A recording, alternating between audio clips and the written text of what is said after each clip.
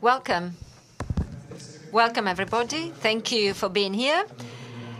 Explorers of Anthropocene.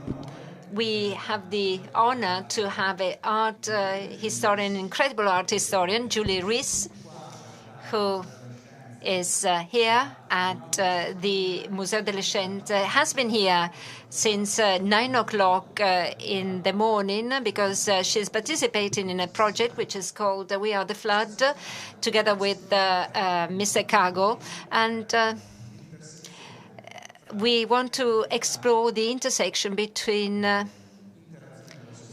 creativity, relations with the society, science, art, and Anthropocene.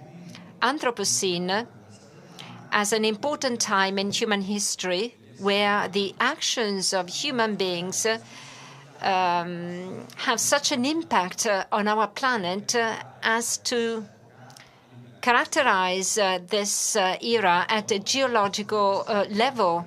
And this is something unprecedented because no other species apart from Homo sapiens was able to change their society in such a critical way as to threaten our own life as we know it. As MUSE, we have received the data that are telling us that the time to change direction in the management of our time is very short. People speak about 10, 15 years. So as MUSE, we want to get in touch with the society in order to do something more as compared to what has been done so far. So we have seen that by telling climate changes and by telling biodiversity changes based on scientific data, based on sensors, well, that was not enough.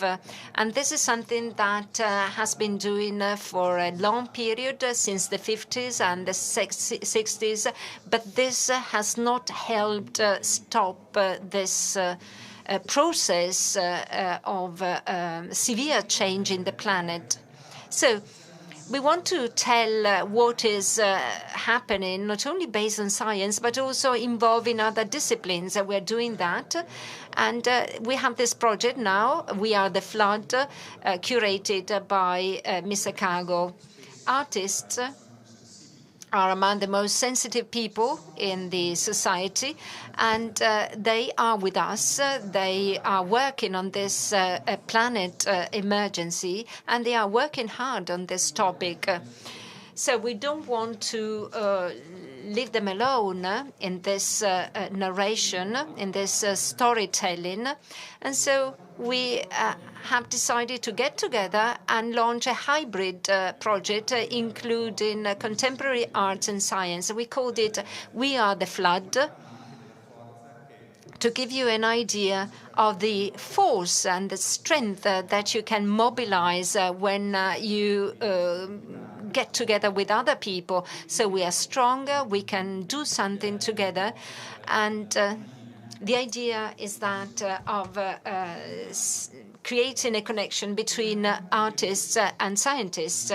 And here we have Julie Reiss, art historian, who for 10 years has been noting this situation and has been working on that. And since 9 o'clock this morning, together with sociologists, scholars, well, we have been in a room upstairs where we are focusing on these issues, and we will continue also tomorrow morning. But we wanted to have the possibility of having an open debate, an open session, open to the public. And this morning she was really extraordinary. She told us some things which are happening out of Europe, out of Italy. Well, sorry, I didn't present myself. My name is Carlo Maiolini. I am a mediator of of MUSE, I would like to convey to you the greetings of Massimo Bernardi, who unfortunately cannot be with us for family reasons. And before giving the floor to the curator of We Are the Flood, I would like to thank the partners who made this project possible, and you can see them here listed. So now the floor to Stefano Cagol. Thank you, Carlo. Well, it's very interesting because We Are the Flood has this double meaning. So we are the flood, meaning that we are destructive, but we can also be a favorable flood. We will now see what has happened so far. This is General Lawrence, an Australian artist. It's called the Requiem, and that was done after the fires in Australia. We also have music. So let's imagine the impact of such situations.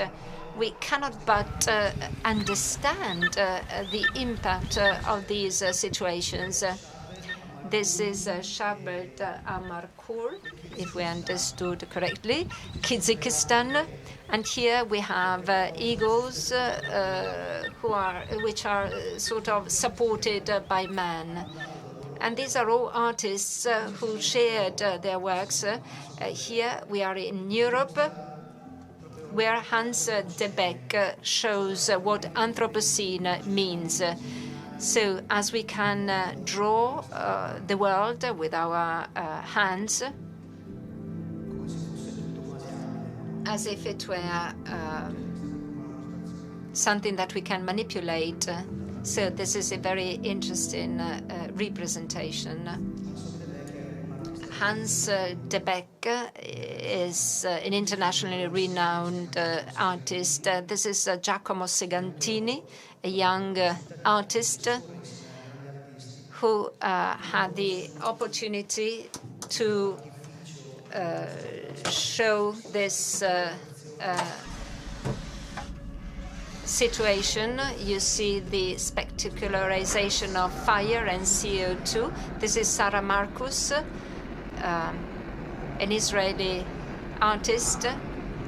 And here we have a man covered with bread. So there are many connections with the idea of overheating. So there are artists who are coming from throughout the world.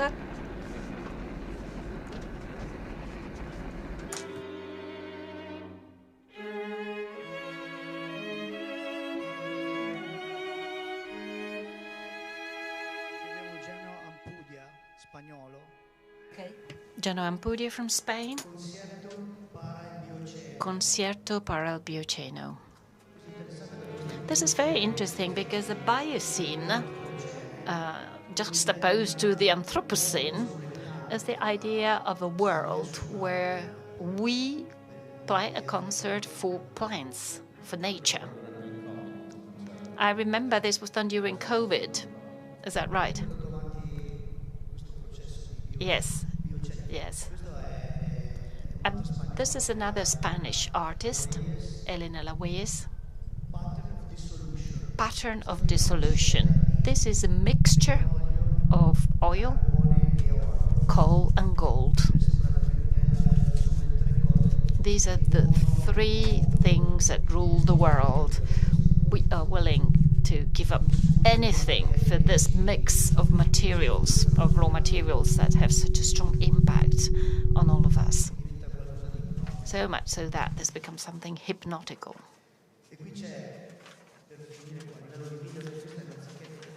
And this is Nazakete Tici, a Turkish-German artist. And this is Ledro, the palafids, the houses on stilts. And it is a specific project that was done on the site with a specific performance made by the artist with this contemporary stilt. that recalls the idea of the stilts, of the houses on stilts, that can still be found in Ledra. There are thousands of these stilts. And as you can see, here's the artist who is suffering. She is Marina Abramovic's disciple. She uses her body, and she has freed this contemporary stilt of all what was covering it, and she is releasing it in the lake. This part of the performance has taken place only a few days ago. And now we have Julie Reiss with her conceptual research, and she will talk about many artists and many different experiences. So now you can see many other pictures of artists, almost Utopia, PSG. This is a collective of artists of the Canary Islands. Sasha are now working with seaweed and many others. Nicole Grazioli, Giulianelli, Sasha Cana, Fabio Marullo, Barbara De Ponti. This is the presentation of the first exhibition made at the Albere. These are very quick, extemporary exhibitions. So we are the flood. Now introduces Julie Reiss, who has flown here directly from New York to tell us important and significant things regarding our stance, our world, our future. The problem is the fact that we are no longer symbiotic with nature. We are competing with nature. We take a distance from nature, but we try to reconnect with nature. And the very special thing about all of this is that we are in a museum of sciences, and that's the very DNA of We Are the Flood, the interaction between art that can create new images to communicate complex concepts that are sometimes difficult to understand, because global warming, for instance, is something that envelopes us, but it is not always perceivable because, okay, we can say the climate is changing, but we don't really understand because we are right in the middle of it. And through art, it is actually possible to communicate a new imaginary world, to aim for a better future, a more interesting future, a hope for the future. So welcome to Julie Reiss, who's going to talk right now. Thank you very much and welcome. Welcome. Thank you. Well, I first would like to say thank you to my hosts here, to Stefano for inviting me to come to Trento, and for Carlo, who has been so helpful and contributed all day a very important scientific perspective to the art that I was talking about. I am a historian of art, and I have never presented in a science museum before, but I think for this topic, this is a wonderful setting for this presentation, and just being here in the same building with dinosaurs and fish and rocks really adds some urgency to the discussion of the state of the planet, the crisis that we find ourselves in. So I guess I'm going to ask someone to move there we go. So as I said, I am a historian of modern and contemporary art, but about 10 years ago, I began to notice that artists were making art about climate change. And I was very concerned about climate change, but I did not see how it connected to being an art historian. And it was the artists that showed me what the connection was. I followed their lead and began to find more and more art that addressed the issues that we are facing in the ecological crisis today. In 2019, I edited an anthology, Art, Theory, and Practice in the Anthropocene. I wanted to have lots of different people writing for the book. I had a graduate student, I had an art critic, I had an artist. I think it's very important right now to hear from a lot of different perspectives. This is everybody's world, and we all need to have our voices heard. For the cover of the book, I asked my friend, the artist Justin Bryce, to let me use a photograph of his arm. And you can see that on his arm, there's a jagged black line. And that line is the rate at which the temperature has been rising on the planet since 1880.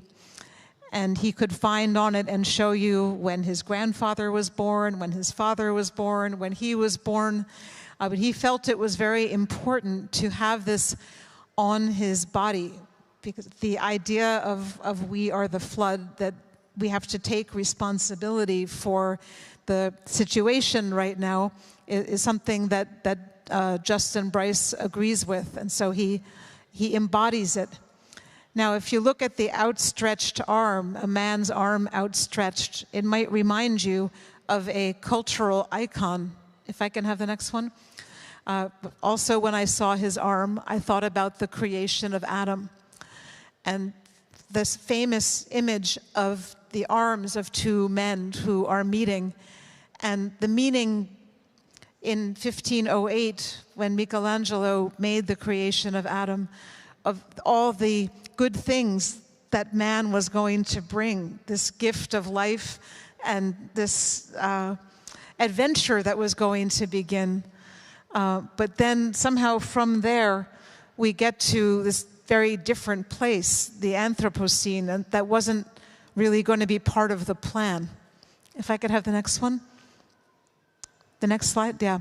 So this one, which has been the picture that we used to tell people about the event, I think is a good example of the need to come together in a general way and get rid of all different barriers and understand that this is one planet. To make this work, Julien Charrier, who's a Swiss artist, took lots of different globes from different times in history. And then he collected sand from beaches from all over the world. And he used that sand to sand away all of the boundaries and lines on all of the globes. So all the different versions of how we understood the Earth and the national boundaries and the borders from different eras, all of it off. And so now you have just the naked planet, a ball flying through the air. And he calls the work, "We Are All Astronauts," because we are all flying through space, every one of us. We don't think about it. It all seems so stable and still, but we are flying through space on the same planet, and he wanted to show that. And this is, I think, a work for the Anthropocene, for a time where we have to think about how humankind has changed the planet and what we need to do to go forward. If I could have the next one. And this one, which is one of Stefano's, the art that we are talking about tonight does not have to be specific to a time or a place or even a single environmental issue. Sometimes the art is. The artists are making art about the loss of biodiversity or the rise of sea levels. I like this one because this is a call to action, and it really conveys the urgency that we all need to be feeling in order to try to help solve the problems that are facing us. And it just speaks to sounding the alarm. And that's something that scientists have been trying to do for a very long time, and people are not always listening. Where I come from in the USA, many people are not listening. So it's good to look at a work like this and just think about the urgent call to action that it suggests. Can I have the next one? So these are two very different artworks, and I just will take a quick couple of minutes and tell you about both of them. One of the ways that art can be helpful right now is in bringing people together to make them aware that we all share a lot of the same difficulties. Nele Assavito creates Minimum Monument in many different cities. She will take 1,000 little people made out of ice and put them on the steps of a public building so that everybody can see them. They melt very quickly. If you see this one, there are already some little puddles where some of the people have melted. And the people all look the same, and it can be understood as a reminder of the fragility of the surface and base ice on the planet, and also how vulnerable we are if the temperatures rise. Some people will melt before others, if you want to be literal here. But it also is a hopeful piece, because in order to create it, people have to work together. The little ice people are so small that if you have only one person putting them out, though half of them will be melted before you get the other half up. So people volunteer in the different cities where this project is to help place the little people. And in doing that, they work together and they come together around this issue of melting ice. The artist on the other side lives in Miami, Florida, which is the city in the United States that is the most vulnerable to rising sea levels. I'm sure you've heard in the news about Florida in general, Hurricane Ian. Florida just sticks right out there with the ocean on one side and the Gulf of Mexico on the other. And Miami is very, very low to the sea. Xavier Cortada decided to create an underwater HOA. In the United States, an HOA stands for Homeowners Association. And in different neighborhoods, people create HOAs so they can come together as a neighborhood around problems that are facing everybody in that neighborhood. So he created an underwater homeowners association. And people agreed to have a sign in front of their house with a number on it. And the number says the number of feet that the water would rise before that house is underwater. And you can see across the way your neighbor has the same sign. Or maybe your neighbor's sign says 6 feet. Their house is even lower than yours. But now, instead of coming together around other neighborhood issues, or instead of being divided because the sign in front of your house has the name of a different politician than the sign in front of your neighbor's house, now everybody can see that they are in the same situation. And this is something that art can do because it can make a problem visible. And once it's visible, people can come and talk about it. It gives people a place to come and have those conversations. So this looks very simple, a number 8 in front of someone's house, but it's part of a community project that I think has been a very important one. Next one, please. We were talking today in the class that I'm teaching here about artists who try to find actual solutions to ecological problems. And people don't think that artists are those people who will do that. But here are 2 projects where that happened. Both of them have been done with artists and scientists together. The revival field shows how plants can absorb toxic chemicals from the earth. The artist, Mel Chin, had the idea to try out testing different plants to see which ones were most effective. And he approached a scientist who had been also interested in the same thing, but could not get the research going. There was so much bureaucracy, and he could not convince people to do the project. But the artist could convince people to do this as an art project. And so the artists got a grant from the National Endowment for the Arts. And together, the scientists and the artists tested out this idea and learned that one of those plants was really good at absorbing toxic material from the ground. By 2003 in the United States, this had become a very common way to try to take toxins out of the soil. But it began as a small project that an artist wanted to do. On the other side, you see something by Mary Mattingly. She's coming here in December to do a residency, and you should all come back to see whatever she did, because she's amazing and I think is a wonderful combination of telling you what the problems are, doing the research, and then offering you an optimistic solution. In this case, she put a dome in the big park in Brooklyn. It's called Prospect Park. And inside the dome were native plants, plants that grow all along the watershed that brings water from the state of New York down, down, down to the city of New York. And people in New York never think about where their water comes from. But in fact, New York has a very unusual and very fragile but wonderful water supply. The water is not filtered. There are so many plants along the watershed that filter the water. So it comes down from the mountains at the top of the state, and it goes through lots and lots of different paths until it comes in, and then we drink it. And New Yorkers are very proud of our water. But it's a fragile system. People who live along the watershed, they can't go in the water, they can't touch the water, and the city is always having to convince them to stay away, to protect the water. But there's not always a good relationship between what we call upstate New York and downstate New York.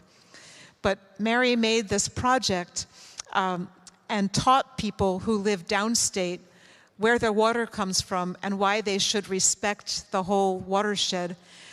The dome is open at the top, and rain comes in, and it goes through and it gets filtered through all the plants, and at the bottom there's a little spout with a cup, and you can have a drink, so that you can actually watch the process of water filtration. But it's an art project. She is an artist, and the work was sponsored by the Department of Parks and Recreation, the Public Art Fund, the New York City Department of Water, the State Water Department. A lot of different organizations helped to make this project happen, and see what at all the people who are standing around it. It becomes a place to get information. People are attracted to it because it looked in the park like a beautiful bubble of rain. And then when they get close, there are all of these plants inside. So now they're talking about plants, and now they're learning about plants. So that's something that an artist can do to put something in a public space that way. Can I have the next one, please? The artists are not always making artwork with ecological problems in mind. There should be a date on this one. I left it off. But this was made in 2006. And that's early. In 2006, there was not so much art about all the sea level rise and deforestation and so on. But what was interesting about this work was that the artist used plastic cups. What you see on the one side is a detail. Now you can tell that these are the plastic cups that people use every day. And she made them into a kind of sea or a cloud of plastic cups. And even without knowing how much plastic is in the ocean or how we should stop using plastic, there's an uneasy feeling that there are too many cups here. It just feels bad to look at the work. It's beautiful in a way, and then you get up close and you think, oh, plastic cups, they never go away. They're here forever. So sometimes the artist can just make a shape, and something in that shape tells you something important about consumption and over-consumerism. And now, especially in 2022, we look at this work and it seems prophetic of what is going to happen later. Next one, please. In a way, there's something similar here, because this artist, El Anatsui, who works in Ghana, he's from Nigeria, was also using garbage, trash, fairly early on. In 2007, he was in the Venice Biennale, and it was the introduction of contemporary art from Africa in the Venice Biennale. And it was the beginning of something that made El Anatsui a worldwide famous artist. In Ghana, where he has a workshop, he weaves together the metal tops from bottles. And these are bottles of generally alcohol, liquor, that have come to Africa from the West, from England or from the United States. And there ends up being a tremendous amount of waste afterward. And at first, El Anatsui was interested just in the material. It was flexible, but very strong. And then he began to weave. In Ghana, there's a great tradition of weaving. And he used some of those traditions to make these large sheets, all made up of those little metal tops. So that, again, you see it at first and you think, oh, that's beautiful. And then you look closely and you think, oh, there is so much garbage in this world.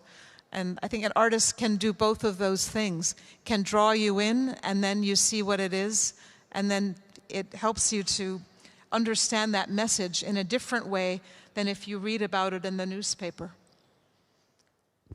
Next one. I know I need to move a little faster. Once I begin talking about these things, there's a lot to say. Just briefly, artists can show you that we need to make a stronger connection with the natural world, that we have become too separate. We don't understand our dependence on the natural world, and we don't understand how every system on the planet is interdependent. And this is an artist who has tried to get closer to the ocean. That is her in both pictures. She has gone to aquariums and tried to communicate with the sea lions, as you can see here. And in the other one, she's just trying to embrace the ocean. She wants to connect with it. Next one. Both of these show a way that we can become less centered as humans and can move over and make a little more space for nature. On the left side is a 30-meter-long photogram. So a piece of photographic paper was laid out in the rainforest in Peru. And by moonlight, the patterns of the trees in the rainforest made an imprint on the paper. So there was no human and there was no camera involved. The rainforest, in a way, took its own picture. And then the artist developed the picture in water from the river that was also right there. So it's as much as possible a photograph that human beings did not create of nature. And on the other side, the artist Jenny Kendler, it's a play on words. In America, we say, oh, people like to be bird watchers. There are whole groups and associations for bird watching. They take their binoculars and they walk outside and look for birds. But this is not bird watching, this is birds watching. So now the birds are looking at you. They are doing the watching. And these are the eyes of 100 different birds, all in proportion to the right scale. And all of these birds are on the endangered species list. And Jenny Kendler wanted us to have the experience of looking into the eyes of those birds and maybe then understanding that we have some responsibility, that they are reminding us of our responsibility to them. And just looking at these two works, and you see how completely different they are. There's not one way that this is happening, and something might be more interesting to one person and something more interesting to another. But I think it's very creative to see that range. Next one. I have just two more I want to show you. There's been so much talk in the USA, but I know also in Europe, about monuments. What should a monument be? Who should we admire? Who should be permanently made out of bronze or another metal so that it's always there? This one is study for a monument. So we think, okay, it's not finished, but it's a monument to plants, to certain plants that are in the marshlands in Iraq. After the Iraq War, Saddam Hussein set the marshlands on fire because there were people hiding in the marshlands who had resisted him. And in doing that, he killed a tremendous amount of plants and also forced all the people who normally lived in the marsh to have to leave. And so this is a monument to that destruction. The bronze plants are laid out on a sheet the way you might see bodies laid out on a sheet. But it's not the people. The plants are standing in. They are representing the people, but they are also representing the ecological damage of warfare. We don't always remember that that also destroys the land. And the next one? So the next and last one I'm showing you is very non-specific. The big picture is a detail of the smaller one, because the smaller one does not have very good resolution. This was in the Venice Biennale. There was a small satellite exhibition called Planet B that was all art that indirectly referred to climate change. And I wanted to finish with this because one of the important functions for art is just to reflect back to us what it feels like to be in the world right now. Maybe not for a specific problem or a specific reason, but just this strange landscape that we inhabit, the unnatural color of the sky. I think about how in San Francisco last year, the sky was orange. Everyone looked out the window, and for almost a week, the sky was the wrong color. This strange things we don't understand, machines we don't understand, giving off steam, we don't know why, that just something of that uneasiness, I think can just capture in a general way what it feels like. And now I will finish by putting up the last one, which maybe we'll all talk about. Can I have the last one? Which has to do with the recent trend of throwing food at artwork. For me as an art historian, this is very hard. Anyway. Thank you. So now we'll have some conversation.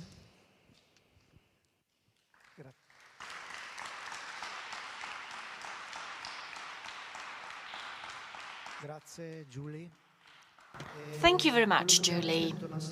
I mean, we've just seen a series of very different works, all by well-known artists, some exposing at the Biennale, Armory Show, Documenta. I mean, we're talking about the apex of a global research, which has actually taken root in the last few years. Very interesting is the concept of young people who, to draw attention, they just go to museums and use ancient art to attract attention for an important problem. So that frustration brings them to this kind of activity, which so far is still quite a soft type of activity because they don't aim at really damaging the work of art, but they attract the media. And it is a facet of the fact that art, with ideas and intelligence, is trying to make people understand that we have to resolve problems. We do this in a slower way without resorting to terrorism, but there is some sense of urgency, and this is why MUSE decided to organize this event. I mean, we have no time. Things are changing so quickly, much more quickly than we can imagine. Things are changing fast, and these young people have understood that. So the dilemma is, should we preserve art? Why should we preserve Van Gogh? In 100 years, maybe the museum itself will no longer exist. So what's the purpose of this? Carlo, would you like to take the floor and speak as a person who works in a museum? How do you see this? Sure. Well, let me start with the Anthropocene program. In our masterclass documentation, we had a very important article by Massimo Bernardi, who should have sat here in my place this evening, talking about the role of museums in the Anthropocene. This was done for ICON, the most important association of international museums. So already 2 years ago, Massimo wrote, museums are running the risk of losing their meaning for new generations, who somehow have understood our message, because that group of activists who threw potato puree on Monet's painting in Potsdam, I think, because we got bolognese sauce and mashed potatoes. Yes, this is happening on a daily basis. Klimt in Vienna. Yeah, there are several groups. That group was called Ultimate or Last Generation. So, I mean, if your name is Last Generation, which is the meaning of a museum that aim at preserving our cultural heritage, that have the purpose of educating. I mean, the old generation should educate them, while the old generation has not managed to preserve the world. So in this article, Massimo Bernardi explores this philosophical crisis and also provides some indications. Projects such as We Are the Flood, as well as many other projects of MUSE, are built on Massimo's indications regarding this important question. That is, museums can no longer be sites where things are exhibited behind glass. I mean, mashed potatoes, tomato soup, just clash on that glass wall.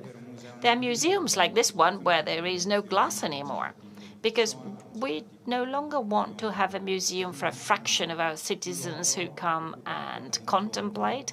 A museum must be the site of exchange, where a dialogue is developed regarding several important issues. As a museum of sciences, we have been working hard on sustainability. And We Are the Flood is no longer a project where we exhibit works of very famous artists. No, it is a project that invites young people to come and get to know what is happening in the world thanks to Professor Reiss.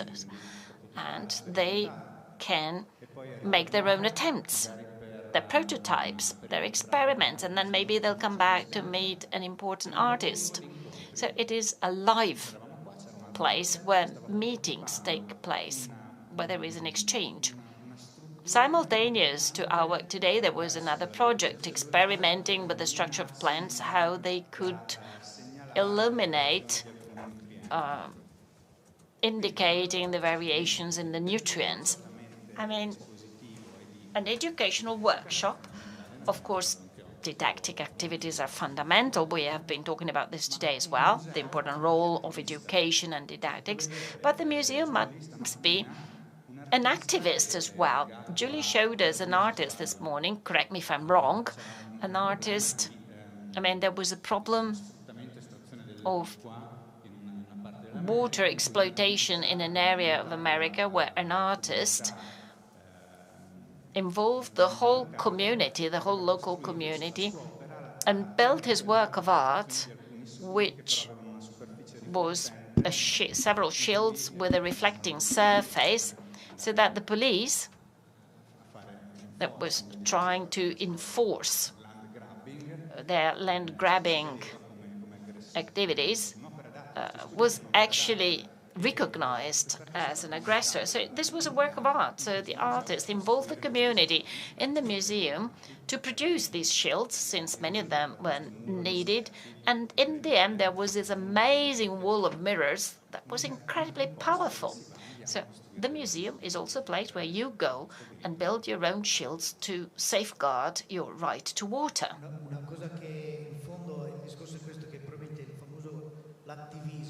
Well, most likely, activism is a term that has no logical meaning anymore. We should all be activists. Activism should be our new normality. That should be our general attitude. Regarding the European agenda and formally political in Europe, activism is actually normality. They're very precise messages regarding what we should do, also in terms of CO2 reduction, and also the European Kunsthalle, the new Bauhaus, actually puts art at the center. This is still a little bit abstract, I believe, but here we are already having our European Kunsthalle. Julie, would you like to add anything? Only that we discovered today that in the United States, we are having some of the same discussions about the role of the museum and the continued relevance of the museum.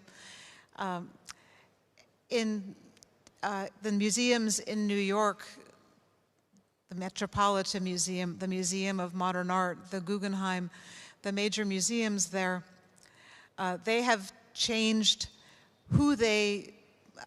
what art they hang on the walls, because people still want art on the walls, but they want the art of other people than they are accustomed to seeing. During the pandemic, during the Black Lives Matter protests, which was a whole summer, every day of protests on the street, there was pressure put on museums, which was right. It was good to have that pressure. The Metropolitan Museum completely rehung their galleries with art by indigenous artists who live in America and Black and Latino artists who live in America. And it turned out they had always owned those artworks. If you look at when they were acquired, they didn't run out and buy new ones, but they had not hung them on the walls. Now they're on the walls, all. They went from none to only, right? It's a completely different museum in the contemporary art area. And we say better late than never. So another way that museums do stay relevant is that you can change what you hang, and you can also change what you say about it. Today in the class, we were talking about 19th century American landscape painting, which often was done to show people who live in the East what the West looked like. People hadn't been out there yet. They didn't know what the Rocky Mountains looked like, or California. And these paintings are very grand and very magnificent, but they also don't really have anybody, any people in them. Usually it looks like it's empty. And it wasn't empty. There were lots of people living there, but it was more convenient to say, you can take this, look, there's nothing there, right? So now those paintings are hanging on the wall, but there's a different label next to them. And so that's an important role that a museum can play, is to revise the way we understand culture. We don't have to say there's no point keeping it.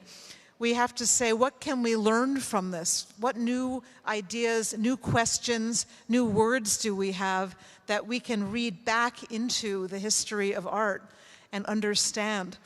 And I think that is one reason why it's sad to me that the activists now have so much contempt for the older artwork. There's always something that you can learn, even about landscape, about gardens, about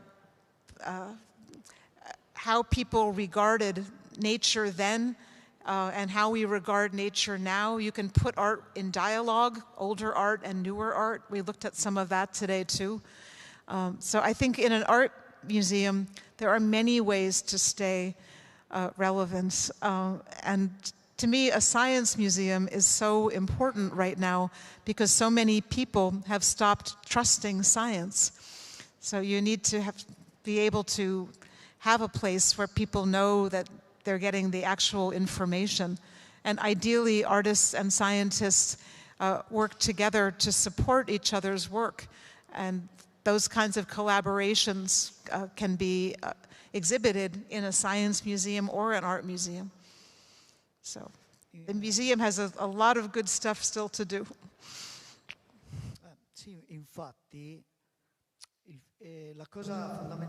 That's right. The fundamental thing that emerged when I was debating with Massimo Bernardi, paleontologist and director of the Anthropocene program, in Lugano, we were talking about art and science, and art can actually support science. Also, in replacing schemes, graphs, tables, I mean, poor art can support science to decode the message, to decodify it. Yes, because data alone don't work, we've realized that. Yes, and this is probably the central focus of the reason why We Are the Flood is here in this museum, because there is a shared objective, which is that of communicating what is happening and investigating what is happening, investigating the state of the art and imagining a plausible future with the possibility of changing the future, maybe. Since at first glance the situation is pretty difficult, I'm rather apocalyptic as a person, but I'm obliged to be positive, and it's only right. So, a final question for Julie Reiss. Well, we are here and we are presenting an experiment which is pretty successful also if we look at the interest shown by young people who want to focus on these issues. So we think that this is a way by which the museum is opening up to society. Would you have any recommendations, any guidelines? So in an ideal, let's say, situation, what could be a possible development of this collaboration between art and science? Well, I think there are a number of different forms that it is taking and that it will take. In the most extreme, there is a group working in New York right now called Sky High Farm. And they consider themselves an artist collective. And they are a farm. They grow food. And for them, being an artist is to not produce objects anymore, but to just be out in the world solving a problem and making it possible for other people to come together as a community. So there's a part of contemporary art called social practice, which is just putting away the paint and the pencil and just being out there in the world as an art project. And maybe there's a way for science to come out also, you know, because at this point, a lot of people accept that Sky High Farm is an art project. And that's it, they grow food. So maybe it's to have people lead the way to show solutions, and maybe very local solutions that are manageable, that can give people hope that in their one area something could be made better. I'll just tell you very quickly. So I live near the Brooklyn Botanical Gardens. They have all the glass houses and plants. They also have a program called Brooklyn Urban Gardeners. It's BUGS. They call them bugs, like insecti bugs. But they come into the program with big ideas about fixing things on a very large scale. And they come out 2 months later and they have a really good idea to fix a tree that's across the street from their house. They're going to put a guard around the tree, and that's going to make it better. The tree will be protected. And I think that learning what you can actually manage to do and accomplish is very important. And maybe that's something that artists and scientists could work together on, to find something that can be solved, and the artist maybe has the communication ability to help make that solution happen. Because I'm always amazed by how happy it makes people to actually solve a problem, and they don't have to solve a big problem. You know that feeling. If you just solved one little problem one day, that's a good feeling. And this is so overwhelming, what's happening now, and so big. And it makes people want to shut down. And maybe if artists and scientists could work together to help people to do something so they don't shut down, that would be the way it could go. Grazie. Grazie. Quindi piccola foresta di cibo qua fuori magari. So, well, this could be also a guideline for the director of the museum to have this project here. So, thank you so much with your final recommendation. I don't know if Stefano would like to say something. Well, this has been a dialogue on theories and practices for a desirable future. This is the title or the subtitle. Well, the phrase desirable future is very important for me because we have to work for that. Yes. Yes, we have to make plans. Are there any question or comments? Do you have any question for Julie? I'm getting a lot of static on this headpiece, so I hope I can understand. If not, you can tell me what the question is. Okay. Spero che riusciate a capirmi. Okay, that's better. Can you hear me? Can you hear me? Now Okay. Now I can hear you. Okay. Okay.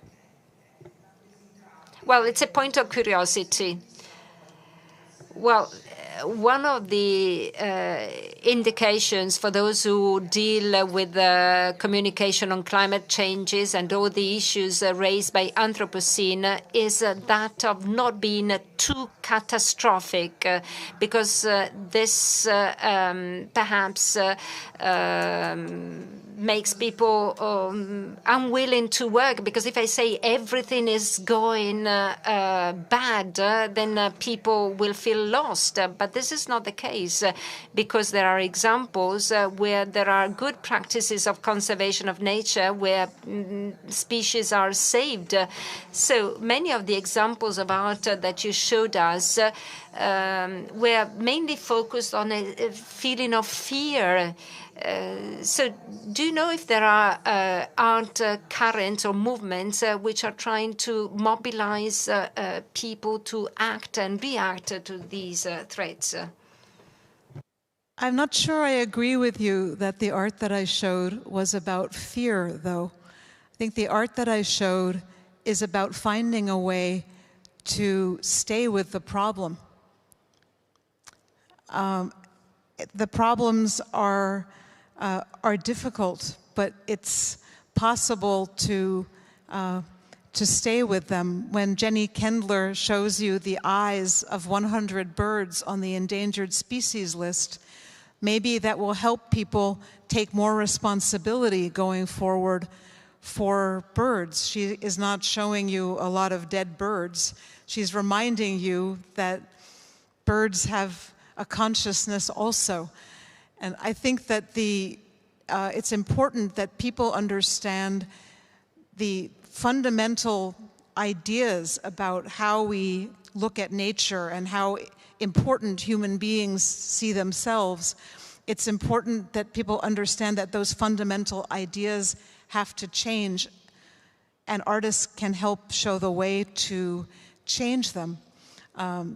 But someone like Xavier Cortada, who's showing people the sign with the number in front of their house, this has been a very positive experience because the community has come together.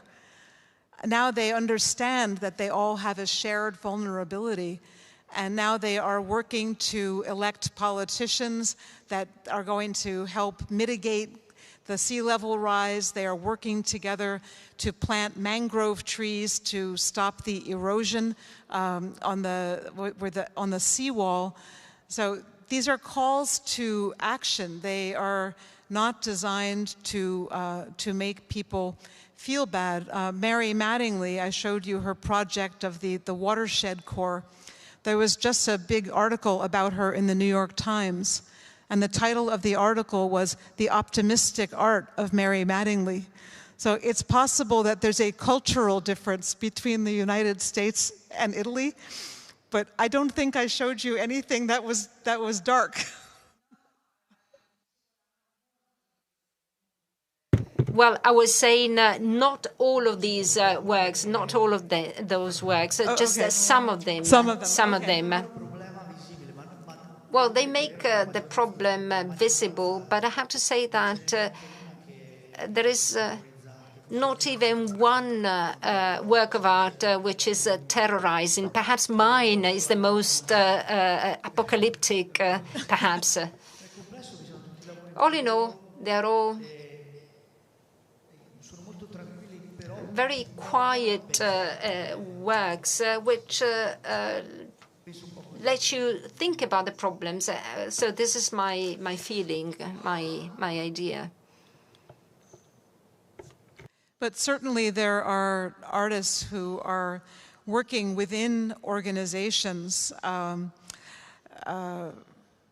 whether it's being an ambassador for climate change at the UN, like the artist Olafur Eliasson, or working as an artist in residence in a municipal or city agency, who they are trying to help bring the message of that agency forward in a creative way.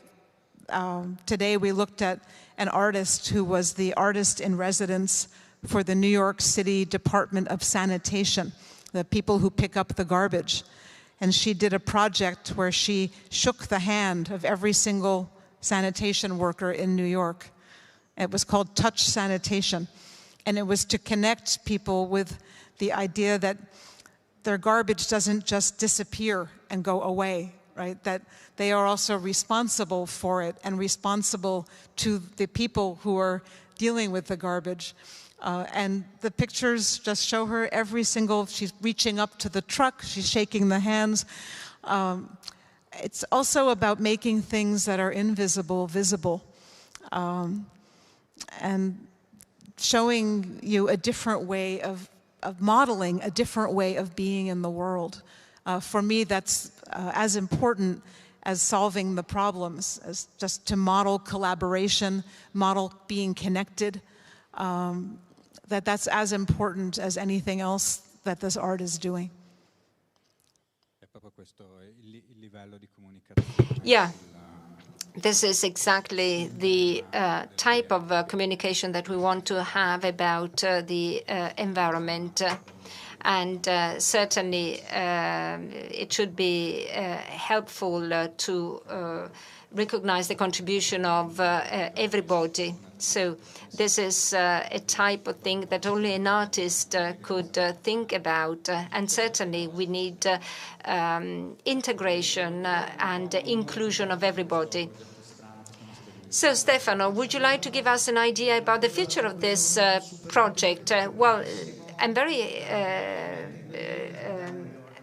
happy that we will have Mary Medling from New York. She is one of the most renowned artists in New York. Also, the New York Times has written about Mary, and she will be with us for 10 days in Trento. She will also invent new installations for the MUSE. It will be a very good opportunity. This year we had two sort of liquid exhibitions, and one here and one in a different place where we had an archaeological site which was chosen for that installation. So contemporary art which dives into the past in order to think of the future. So this is a multi-layer project made by different aspects, also fluid aspects, meaning that we don't know where we will end up. But so this is my idea. So please remain with us, remain with We Are the Flood, remain with the MUSE in order to focus about these urgent issues, and we need to face them with intelligence. So art, science can work together. Art and science at a university during the Renaissance were together. They were just one thing, tech med, technicians and artists. Thank you. Thank you so much for this indication. So when you will see some strange things in the gardens of this museum, well, you will know what it is. So thank you so much for being with us. Many thanks to Julie Reiss. Thanks to Stefano Cagol. Of course, if you have any comment or question, we're here. Otherwise, we close, and we thank in particular Julie Reiss. Thank you all for coming. Thank you. Thank you.